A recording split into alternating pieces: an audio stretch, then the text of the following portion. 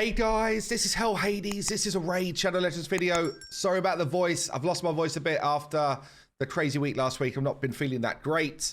But still, we got some pretty juicy news for people that have got these two champions. And one of them is a champion we all had a chance to grab. So for me personally, this couldn't be two better champions to get buffed. So I'm interested to see what they do. We have got the Whirlim coming in. Mine's actually a +4 already. I don't have a big blessing actually, but still, it's a +4 already. So for me, I'm hopeful for something decent. And then in the sort of recent form, I guess, they're doing like one legendary, one mythical nowadays. You know, just feels like maybe do one epic, two legendary, one mythical. Like just squeeze it out a little bit more. But anyway, this is what they seem to be doing nowadays. I picked up Ashnar in the most recent 2 times of Primal Shards, so I do have him, and I felt like he was pretty lackluster so far, so hoping to see them do something pretty juicy with this guy. So let's start off with the Whirlim change. Okay, we've got these kind of cool little templates here so we can see what's actually going on now. So for Whirlim, Void Legendary, right? Meant to be a big deal. Going back a while now, he was a Void Legendary that a load of us got for this cool battle pass that Raid did back in the day that they decided not to do again. But so a lot of people would have picked him up, and he was very lackluster. They buffed him once since, still pretty damn lackluster. So what's going on? Used to be attacks an enemy, 30% chance of placing freeze for a turn on his A1. Puts Perfect Veil on the ally with the lowest HP for 2 turns if the freeze is placed, and places a Veil on the ally with the lowest HP for 1 turn if the freeze was blocked or resisted.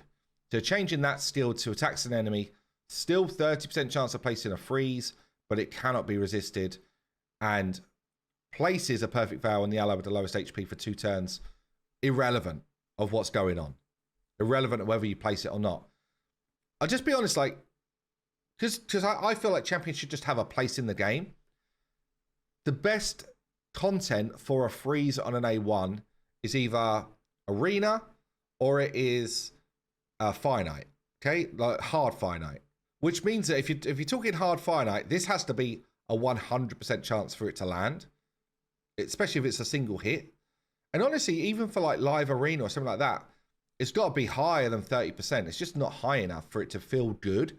So good that you don't need accuracy now. So it means that you could build him so that he doesn't need accuracy in his kit. That's better, because the rest of his kit doesn't need accuracy. So that's an improvement. So A2, beforehand, attacks all enemies, 70% chance, this books to 100, of placing decreased crit damage and decreased accuracy for 2 turns, which cannot be resisted. And then also, if you ascend him, you get a crit damage buff for your team. So you're dropping the enemy's crit damage and their accuracy, and then you're boosting your crit damage. So where he's been used in the past is Bommel. Honestly, that's the main place. So putting decreased accuracy and then having a team that actually can resist what's going on from Bommel. But they're like the old school way of doing it. Solo champs tend to do it just easier nowadays. But still, that's where he was used in the past. And then the freeze was kind of like, okay, well, it's not bad if I can freeze one of the bombs. For the buff now then, so still attacks all enemies, 70% chance of placing decreased attack on an AoE and decreased accuracy. It's an improvement for sure, because they're just better. It's just better debuffs that you're going to use more often. And it does make it very Bommel focused, I guess. Doesn't tell us if we're getting like a damage boost or anything like that. I'm guessing we're not if it doesn't say it. Don't know, guys. It feels like it's just a very low lift change, honestly. We've then got the Icegrave armor here. So put strengthen and increased defense on all allies. That's the previous.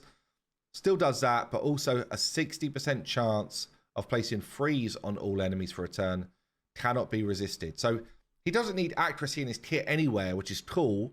The buffs are very good. Strengthen and increased defense is good. 60%, maybe that books to 100%. We're not seeing any of the booked values here, so that would be nice if it does.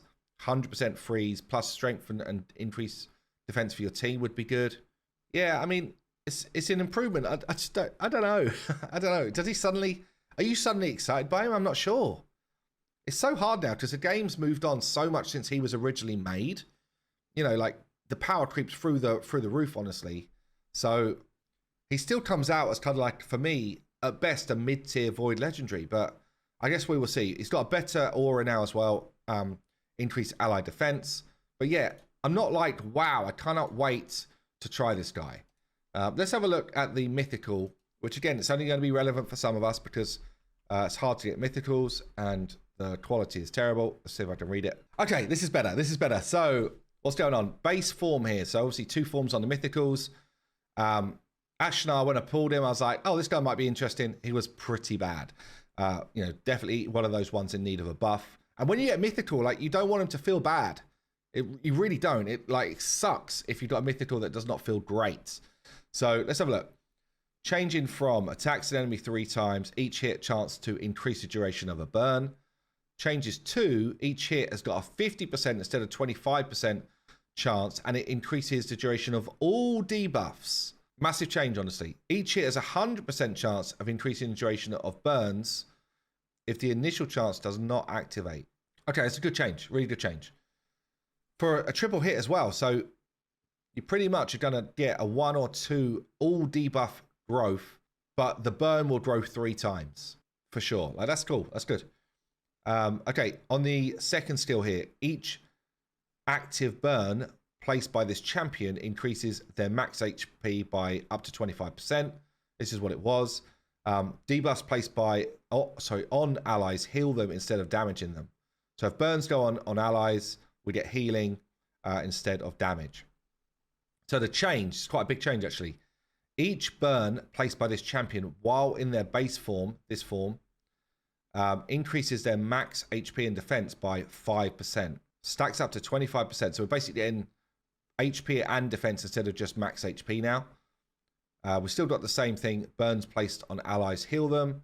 Allies deal 3% more damage for each active burn debuff. If there are multiple champions, only one will do it. So we're getting a bit of a stat change as well. Faster. Crit damage at 50. I guess he just doesn't go up to 63 anymore. But yeah, so he's going to be faster at 115. I just want to see him in game actually and see the rest of the kit. I don't like the way they didn't really give us a full kit there. So, because we got this skill as well. So he does place weaken and burns on all enemies. Also places burn on all allies. So that's what we're missing there. None of this needs accuracy. And he gives a turn meter fill. So this skill was already really freaking good. Like, this is a great skill. So now let's think about that. So let's say we're in arena. You're going to have 8 burns out there, which means you're going to get 24% more damage from your hits, which is pretty mad. It's pretty cool, actually. I like that. That's a really cool change. Yeah, all in all, that feels like a good set change, or a kit change to his first form. So second form. Attacks an enemy 2 times. Each hit, 35% chance of repeating once if they're under a burn. So you can kind of like go in for multiple hits. Changes to double hit, 25% chance of repeating each hit instead of 35. Each hit will also place decreased defense, and he's going to hit harder than he does right now. The second skill, if the initial target is under a burn, will repeat the attack on all enemies. So he's going to attack one person and then all enemies if there's burns. And then the AoE will ignore 20% target's defense. So changing this one to attacks an enemy, applies debuff spread, taking all debuffs from a target and putting them on all enemies, then repeats the attack, increases the duration of all debuffs, both attacks ignore defense, and more damage. Massive change. It's like a brand new kit on this one. And a good change as well. Really good change. Okay. Obviously, we don't know what the damage looks like yet, but interesting change for sure. You've then got a skill change from attacks all enemies before attacking places increased defense and increased crit damage on this champion. Then puts a provoke out there for 1 turn on targets under a burn. If the target of this skill's a boss, under burn puts provoke for 2 turns. That's more like a Hydra type of mechanic, really. This attack cannot be a weak hit when enemies are under a burn. Okay, so changed that to basically the same for the first part, but now you're going to get those buffs on your whole team. So increased defense and crit damage for your whole team. The provoke for 1 turn. If the target of this skill is a boss, places provoke for 2 turns. What's the change here? So it's doing it whether there's a burn out there or not. That's the change, which is cool. Again, for Hydra, that's good, especially for that 2-turn provoke. And the 1-turn provoke does give you good control in waves and stuff. More damage as well. And then for the passive for the second form here, so it's going from all of this champion's skills will ignore 15% of the enemy's defense if they're under burn. Okay, so that must stack here with this extra 20. So you've got a lot of ignore defense going on now. HP burns placed on allies heal them instead of doing damage. Yep. So the change, this is like a new part to the skill. Each burn placed by this champion's base form, which is going to be 4 on your team, at least 4 on the enemy team, right? Increases this champion's max HP and defense by up to 25% across both forms and will not reset. So basically, you're always getting that additional HP and defense once you've got your first set of burns out there.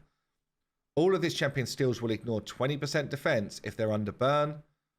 I'm assuming that adds to this. So you get 40% on this skill. I'd have to test it though. I'm not sure, but it feels like that's what it's saying to me. HP burn debuffs placed on allies heal them. Yeah, okay.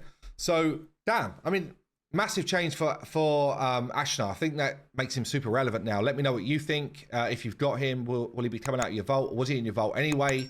And yeah, let me know what you think of the Whirlim buffs as well. I've been Hell Hades. I'll see you soon.